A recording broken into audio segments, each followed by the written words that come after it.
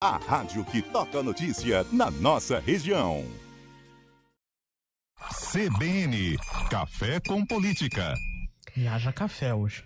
A Câmara dos Deputados aprovou ontem o texto base de uma proposta de emenda à Constituição, a chamada PEC, que aumenta a blindagem judicial para deputados e senadores. A maioria dos deputados federais eleitos por cidades da região de Campinas votaram a favor. Jonas Donizete, do PSB, Paulo Freire Costa, do PL, ambos aqui de Campinas, Bruno Ganem, do Podemos, de Indaiatuba, Miguel Lombardi, do PL de Limeira, votaram a favor. Já Carlos Sampaio, do PSDB, também aqui de Campinas, foi contrário. A proposta foi aprovada pela Câmara dos Deputados ontem em 2 turnos. No primeiro foram 353 votos favoráveis e 134 contrários. No segundo, 344 a 133. A medida ainda precisa passar pela análise de destaques, sugestões de mudança no texto, antes de seguir para o Senado. Agora, a PEC foi articulada pelo ex-presidente da Câmara, Arthur Lira, como parte de um acordo para encerrar protestos de deputados da oposição que bloquearam a mesa diretora em reação à prisão domiciliar do ex-presidente Jair Bolsonaro. A proposta altera regras sobre como deputados e senadores podem ser investigados e punidos, dificultando ações judiciais durante um mandato. Aí tem aqueles críticos que afirmam que a medida pode favorecer a impunidade, enquanto outros defendem que ela protege o exercício parlamentar contra abusos. Bruno Silva, cientista político, qual é a sua visão sobre essa votação? Bom dia. Vamos lá, Bom dia. Bom dia para você, Sandra, Felipe Pereira, todos os nossos queridos ouvintes, Eu sou sincero, gente. A gente já tá ficando meio cansado como sociedade, mas às vezes eu fico com a impressão de que nós estamos também meio tão cansados e tão extasiados que já não tem mais nem tanta força assim para poder pressionar. É um verdadeiro absurdo, Sandra, essa questão da PEC da blindagem. Vamos lembrar que isso foi fruto de costura política para tentar não só permitir com que os parlamentares tenham uma ingerência maior sobre a questão envolvendo as investigações sobre os seus próprios pares, mas também fez parte de uma costura política lá atrás com o seu Arthur Lira, até então, antes do Hugo Mota, presidente da Câmara dos Deputados, para poder retirar os bolsonaristas que atravancaram a sessão da Câmara. Acho que o querido ouvinte que tiver memória um pouco mais intensa aí com a gente, sempre ligadinho aqui nas ondas do rádio da CBN, vai lembrar que eles acabaram travando ali toda a possibilidade de acessar a mesa quando da questão envolvendo o julgamento do Bolsonaro, Então, como medida de negociação, que já é um absurdo por si só, o Arthur Lira fez essa costura, prometendo que depois pautaria a PEC da blindagem, como acabou sendo apelidada, para que naquela ocasião eles saíssem da mesa, E agora eles colocaram de novo esse bode na sala. Então ontem foi votado, em primeira e segunda votação, com maioria, esmagadora, não só, como vocês acabaram informando agora, dos parlamentares da região de Campinas, que apenas um deles votou contrário, e os demais acabaram votando todos favoravelmente, mas de modo geral os partidos do chamado Centrão votaram em peso, com algumas raras exceções de votos contrários. O PL votou integralmente na proposta e, pasmem, até mesmo com orientação da oposição, como por exemplo a Federação Brasil da Esperança dizendo para os parlamentares, olha, vamos votar contra. Ainda assim teve parlamentar que foi lá do PT, por exemplo, e votou também a favor. Ou seja, isso nos faz pensar numa coisa, Sandra, Felipe e ouvintes. Quando o assunto é corporativismo e preservar de alguma forma a lógica da impunidade, parece que os parlamentares têm muito mais vontade de trabalhar do que necessariamente quando o assunto é pensar nos efetivos problemas que estão na sociedade brasileira. Então, aquilo que a gente viu ontem em termos de votação é um absurdo. E lembrando ao nosso querido ouvinte, no caso de PEC, não precisa da sanção presidencial. Ou seja, o presidente não pode nem vetar essa medida. Se ela for aprovada agora no âmbito do Senado, já está valendo como legislação. E pasmem ao quadrado. Na última semana, teve projeto para flexibilizar pedaços de novo da ficha limpa para poder relativizar a dimensão envolvendo o crime. Então a impressão que está passando cada vez mais para a sociedade é o seguinte: os parlamentares eles estão tão preocupados em se autopreservar, já apostando de alguma forma que eles vão fazer caca, para não dizer outra coisa, do que necessariamente trabalhar pelo interesse da sociedade brasileira. Então, queridos ouvintes, cidadão, cidadã, que vai votar em breve no próximo ano nos parlamentares, redobrar a atenção, prestar atenção para ver aquilo que pesar na balança, para ver o que efetivamente eles têm feito em termos de melhorias, de políticas, de serviço público, de algo que avance nacionalmente, e o quanto eles têm preservado apenas os seus interesses. Ainda ontem, para fechar esse pacote de absurdos, nós tivemos lá a escolha, né, por parte do grupo da minoria, né, que é a oposição, basicamente, nomeando o Eduardo Bolsonaro como líder da minoria, aproveitando de uma prerrogativa que, detalhe, é inconstitucional e não é regimental na Câmara dos Deputados, porque não tem previsão regimental. Eles se aproveitaram de uma decisão de 2015, da época que o Eduardo Cunha também, que é outro condenado pela justiça brasileira, né? Em 2015, quando o Eduardo Cunha aproveitou de uma brecha ali para poder permitir com que aqueles que fossem líderes não tivessem as suas faltas registradas e, portanto, abonadas, para aproveitar a situação onde o filho do ex-presidente está nos Estados Unidos, advogando contra o país e contra os interesses nacionais, para que ele não tenha justamente a possibilidade de perda do seu mandato. Então, ontem, os senhores e senhoras deputados, mais uma vez nesse Brasil, fizeram um desserviço à nação com essa atuação deles.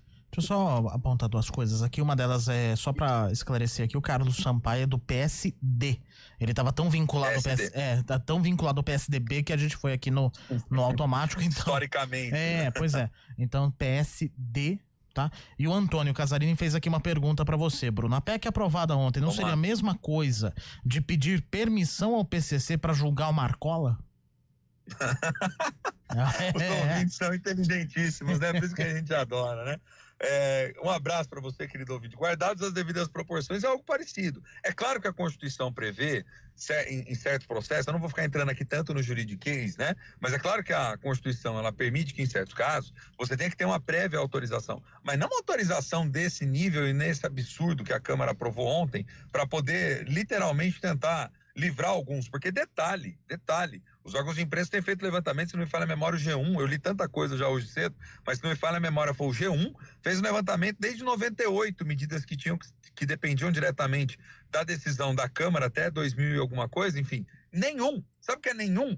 Nenhum processo acabou indo adiante. Então não dá para a gente começar a normalizar esse tipo de coisa. Aquilo que eu sempre insisto, se há críticas que devem ser feitas à justiça, se há dimensões mais críticas ainda em relação ao Supremo Tribunal Federal, que o debate seja feito, que seja regulamentado, que seja discutido, que seja ampliado na sociedade. Mas não dá para ser na lógica do vale tudo, né? Se a cada vez que alguma decisão da justiça desagradar uma das partes, a gente for querer mudar todas as regras do jogo para beneficiar os nossos amiguinhos, é que nem aquela história, usando de metáforas, Felipe Pereira, do sujeito que acaba marcando futebol com os amigos e aquele que é o dono da bola, quando não gosta do resultado, pega a bola, bota embaixo do braço e vai embora do jogo, né? Só para detalhar um pouco mais, né, sobre essa proteção, né, que eles estão favoráveis, os parlamentares somente vão poder ser presos em flagrante por crime inafiançável. E aí o Congresso pode derrubar a prisão em votação secreta. Gente, que absurdo. Que aí depois eles acabaram caindo com o destaque, viu, Sandra? Porque isso aí se manteve até uma certa hora. Aí o novo, a federação, falou assim, não, tem que ser votação em aberto. E aí, depois de muito desgaste para quem acompanhou a sessão, eles aprovaram a votação em aberto. Mas é aquela história, né? Vamos ver como é que o Senado vai engolir isso tudo. Exato. Também. E o que vai sair dali. Porque era absurdo atrás de absurdo. Ontem foi o dia do absurdo na Câmara dos Deputados. E o que você falou, né? Câmara e Senado aí também precisam dar o aval ao STF para abrir processos contra, né, os seus membros. E os presidentes de partidos políticos ganham foro especial também, de acordo aí com essa aprovação. E qual deve ser a posição do Senado, hein, o Bruno? Olha, a essa altura do campeonato eu já tô achando que é uma caixa de surpresa, viu, Sandra? Porque a normalização do absurdo anda tão grande na sociedade brasileira. Não sei, eu acho que pode ter apetite sim dentro do Senado, porque esse foi um acordo costurado previamente, né, com os líderes, com as figuras centrais. Não sei se vai ter um resultado tão diferente assim no Senado, não. Agora, precisa ver, porque como se trata de PEC, você precisa de uma maioria qualificada, né? Não sei. De verdade, assim, sendo 100% honesto e sincero, não sei. Pode sair de tudo um pouco, né? A tendência é que talvez o Senado faça uma reflexão um pouco mais aprimorada, mas não dá para garantir previamente, não. Não dá pra ter certeza de mais nada hoje.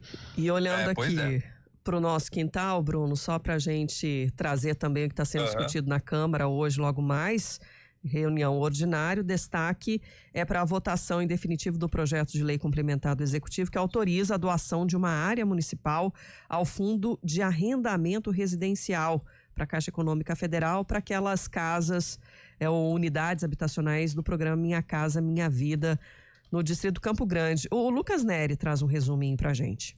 A área tem quase 10 mil metros quadrados e fica na cidade satélite Íris. Pelo texto, o terreno será de uso exclusivo para o programa habitacional com previsão de isenção de ITBI na transmissão aos beneficiários finais e de IPTU enquanto estiver sobre propriedade do FAR. O projeto já havia sido aprovado em primeira discussão na semana passada. Além desse tema, os vereadores analisam outros projetos em regime de urgência.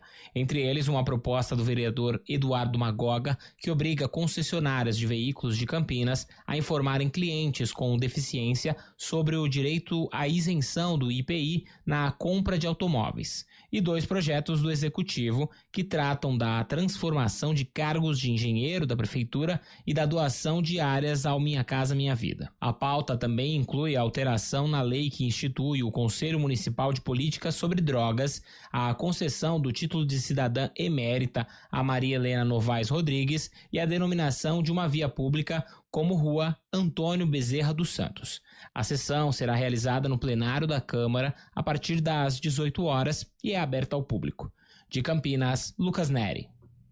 Só para fechar aqui a nossa conversa, Bruno, para que também a gente fique com esse olhar para as decisões locais. Pois é, né? Decisões locais aí. Vamos ficar de olho também, porque ultimamente, né?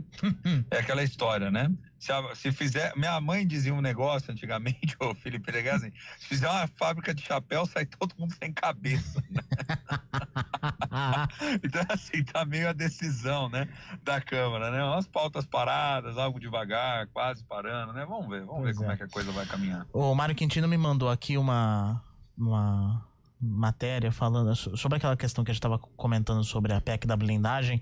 Presidente da Comissão de Constituição e Justiça do Senado, Otto Alencar, do PSD da Bahia, disse ontem que a PEC da blindagem não passará no Senado, abre aspas, de jeito nenhum, fecha aspas. Tá colocando a mão no fogo, hein? Tá colocando a mão, ele tá colocando o corpo inteiro no fogo, eu diria. Vamos ver. É o que eu falei, o Senado tem uma tendência, pelo menos nessa configuração atual, de ter um meio a meio, um meio termo ali, né? Não é à toa, por exemplo, que a oposição vem dizendo que a grande, não fala nem em eleição, fala em batalha.